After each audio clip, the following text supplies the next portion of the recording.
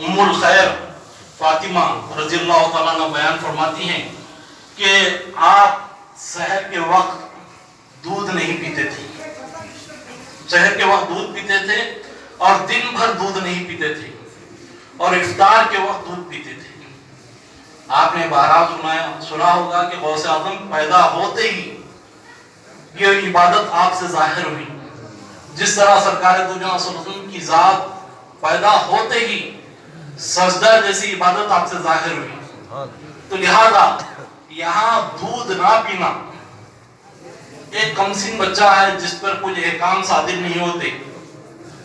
جس پر کوئی شرعی حکم صادر نہیں ہوتا، لیکن دیکھیں کہ وہ پیدا ہوتے ہیں دودھ نہیں پیتے ہیں۔ اب پوچھا جائے کہ انہیں علم کیسے ہوتا ہے کہ اس وقت سحر کا وقت ہے اور اس وقت پورا دن گزر رہا ہے اور اس وقت جو ہے پھر غروب آفتاب کا افطار کا وقت شروع ہو رہا ہے، پھر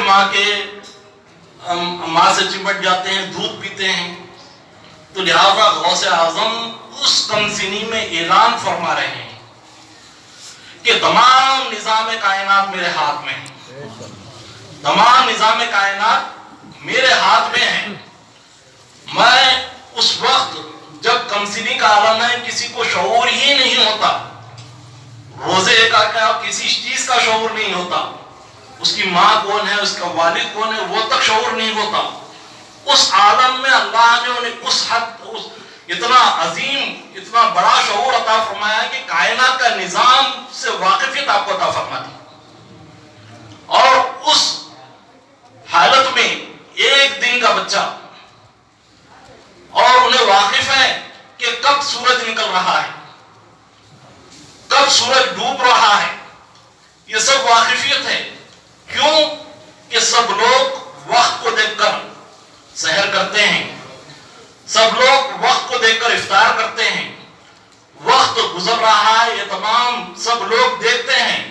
لیکن یہ ذات غوث اعظم کی ذات وہ ذات ہے کہ وقت ان کو دیکھتا ہے، وقت ان کو دیکھتا ہے۔ کیوں نہ ہو آگے آپ نے ہی اس راز سے پردہ اٹھایا اور آپ نے ارشاد فرمایا کہ سورج اس وقت تک طلوع نہیں ہوتا جب تک میری بارگاہ میں نہ آئے، سورج اس وقت تک طلوع نہیں ہوتا جب تک میری بارگاہ میں نہ آئے، کہے کہ آج کے دن کیا کیا گزر رہا ہے، کیا کیا ہو رہا ہے، آج کے دن کے احوال کیا ہیں، آج کے دن کون رہ رہا ہے، کون مر رہا ہے، کون کس کا خاتمہ ہو رہا ہے، یہ تمام احوال میری بارگاہ میں سورج سناتا ہے۔ جب میں اسے اجازت دیتا ہوں طلوع ہو جا تو طلوع ہوتا ہے۔ چاند و سورج غوث پاک کی اشارے سے طلوع و غروب ہوتے ہیں۔ تو لہذا غوث اعظم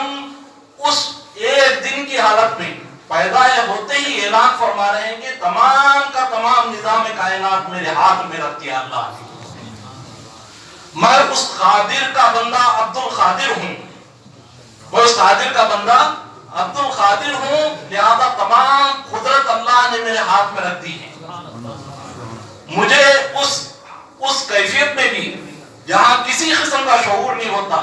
مجھے اس وقت بھی شعور عطا کیا گیا کہ سورج کب نکلتا ہے، سورج کب غروب ہوتا ہے، چاند کب نکلتا ہے، چاند کب چھپ جاتا ہے،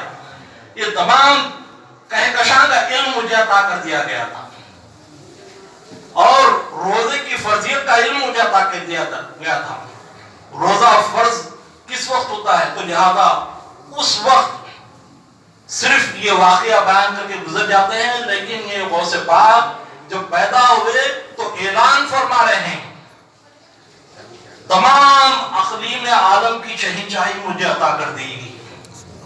یہ اعلان پیران پیر فرما رہے ہیں،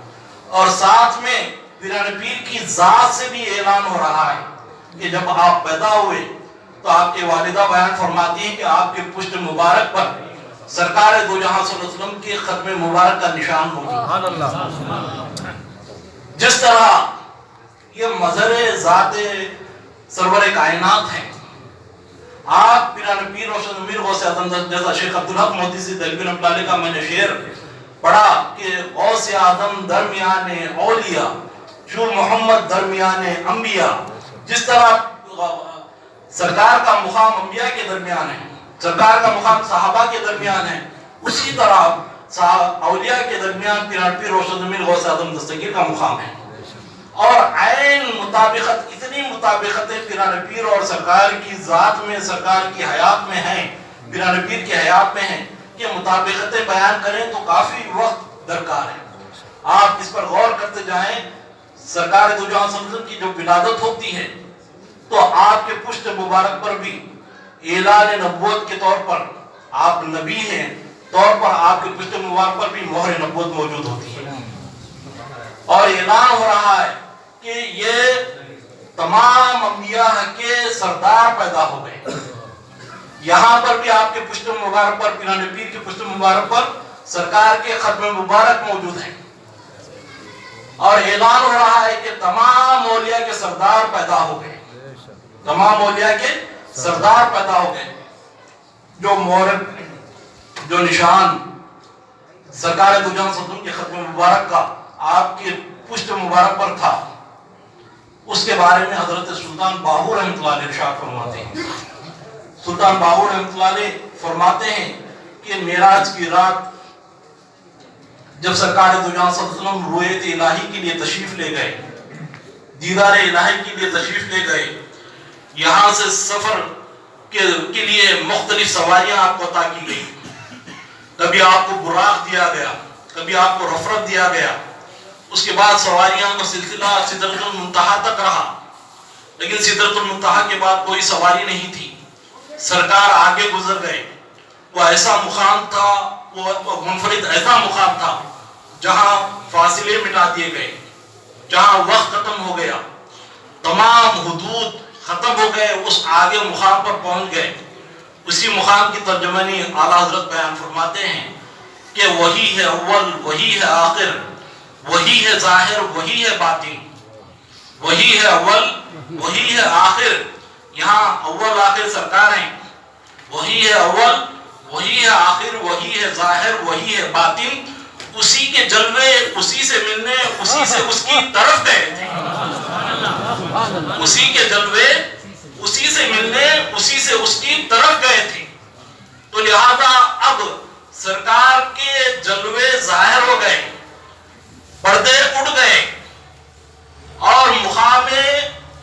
مجرد آ گیا، مقام مجرد آ گیا، وہاں پر کوئی دوسرا نہیں ہے۔ اس مقام پر سرکار جب تشریف فرما ہوتے ہیں اور اس مقام سے آگے جانا چاہتے ہیں تو ایک سواری سرکار دو جہاں صلی اللہ علیہ وسلم کی بارگاہ میں پیش کی جاتی ہے۔ وہ سواری روح کی شکل میں تھی۔ اس سواری پر سرکار اپنا ختم مبارک رکھتے ہیں، ختم مبارک رکھ کر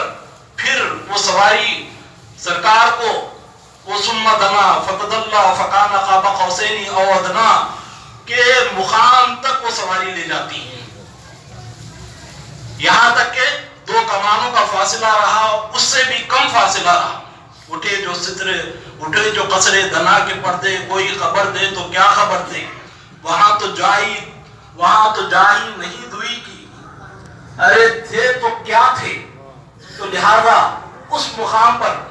سرکار دو جہاں صلی اللہ علیہ وسلم تشریف لے جاتے ہیں، وہ سواری وہاں پر بھی موجود ہے۔ جب سرکار تشریف لاتے ہیں واپس تو حضرت جبریل سے پوچھتے ہیں کہ مجھے